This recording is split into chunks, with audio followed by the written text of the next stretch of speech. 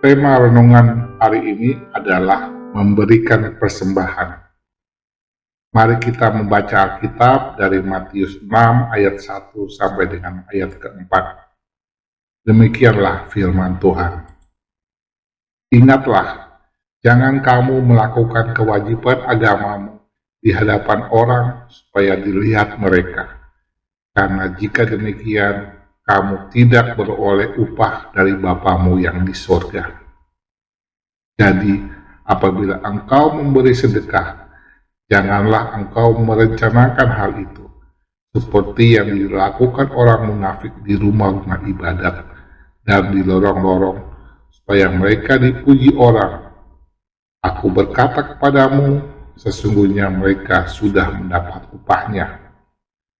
Tetapi jika engkau memberi sedekah, janganlah diketahui tangan kirimu apa yang diperbuat tangan kananmu.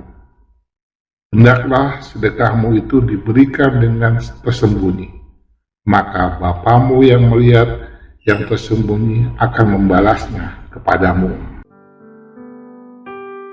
Setelah Tuhan Yesus menjelaskan mengenai Taurat, Dia melanjutkan dengan penjelasan mengenai 3 latihan spiritual, yaitu memberi persembahan, berdoa, dan berpuasa. Yang akan kita bahas pada hari ini adalah mengenai memberi persembahan.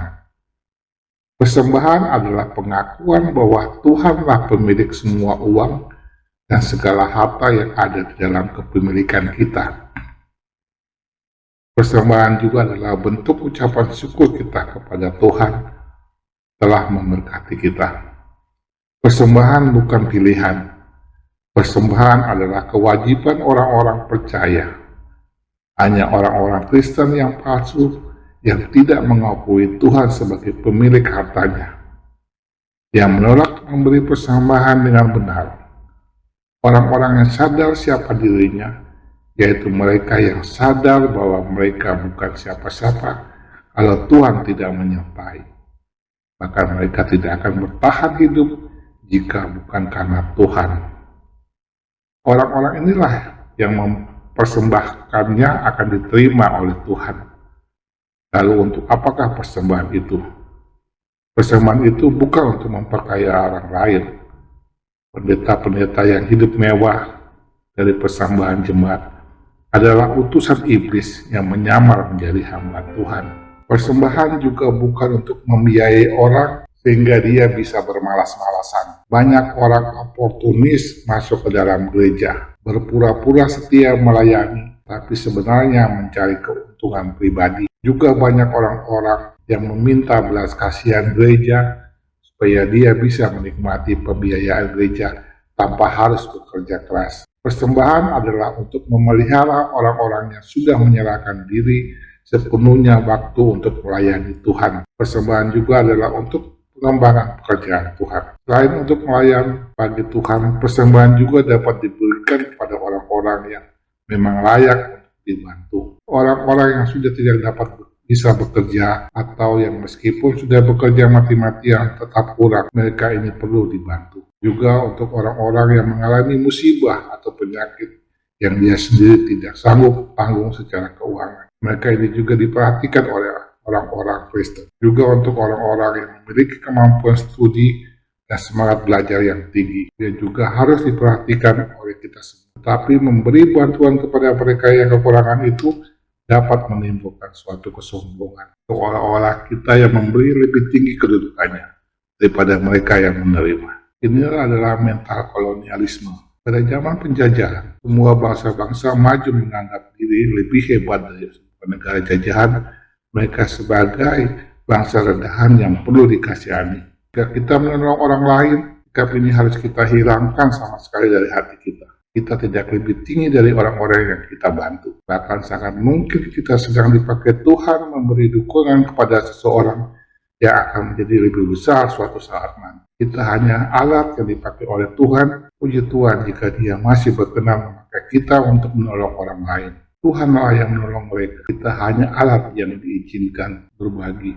Ada juga orang yang menolong orang lain supaya mendapat pujian. Ini adalah orang-orang munafik yang tidak mau menolong. hanya mau namanya dikenal orang lain. Itu sebabnya Tuhan Yesus mengatakan bahwa jika tangan kanan memberi, tangan kiri tidak perlu tahu. Tapi bagaimana dengan Filipi 4 ayat 5 yang mengatakan, biarlah kebaikan hatimu diketahui oleh semua orang. Sekali lagi, semua ada pada hati seseorang. Apakah motivasi kita memberitakan persembahan kita kepada orang lain? Apakah untuk pujian? Ataukah untuk menolong orang lain sebagainya? Jika motivasi kita adalah untuk mendorong orang lain supaya mereka bersama-sama memberi, maka ini adalah motivasi yang baik. Tidak ada kepentingan pribadi atau keinginan untuk dipuji dalam motivasi ini. Tapi motivasi yang jahat adalah yang ingin dipuji. Orang-orang yang ingin dianggap rohani, hebat, murah hati, dan lain-lain.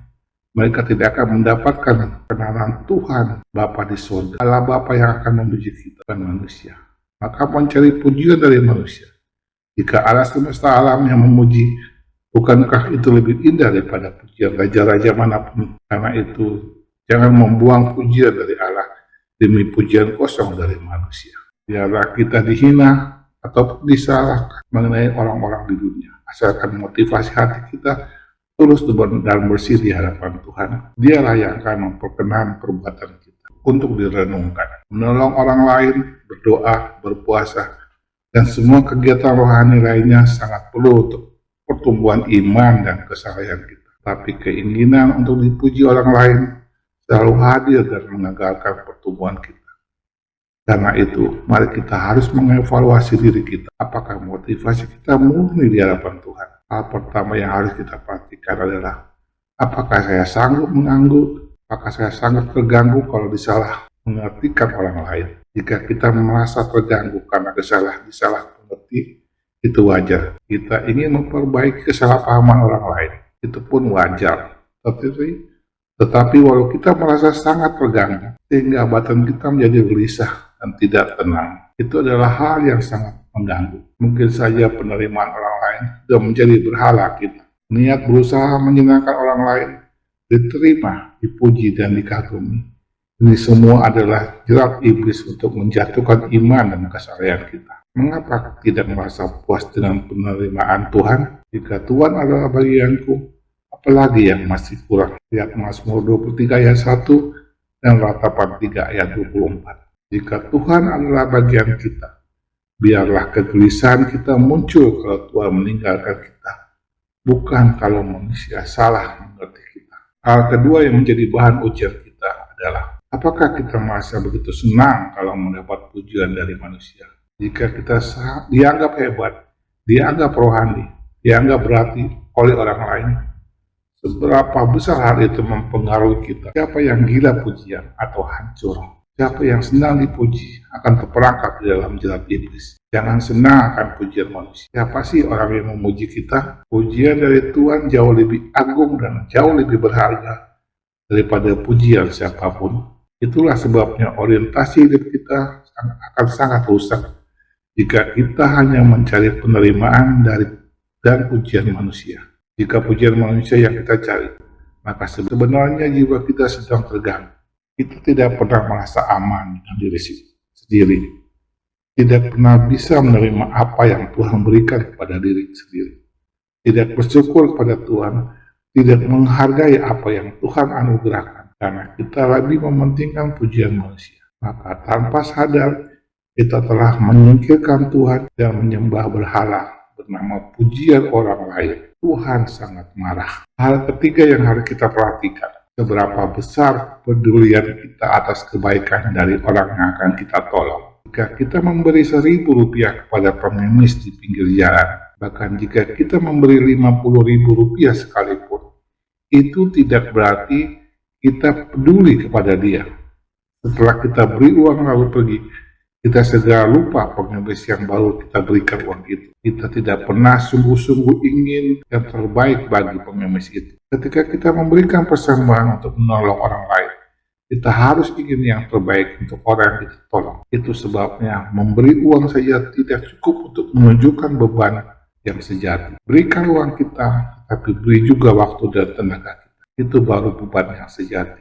Kita terbeban penginjilan. Berikan uang kita untuk penginjilan. Jangan hanya berbicara terbeban, tetapi keluarkan uang sedikit sekali untuk penginjilan. Tetapi setelah memberikan uang yang banyak, juga harus memberikan waktu kita. Sediakan waktu untuk memberitakan Injil.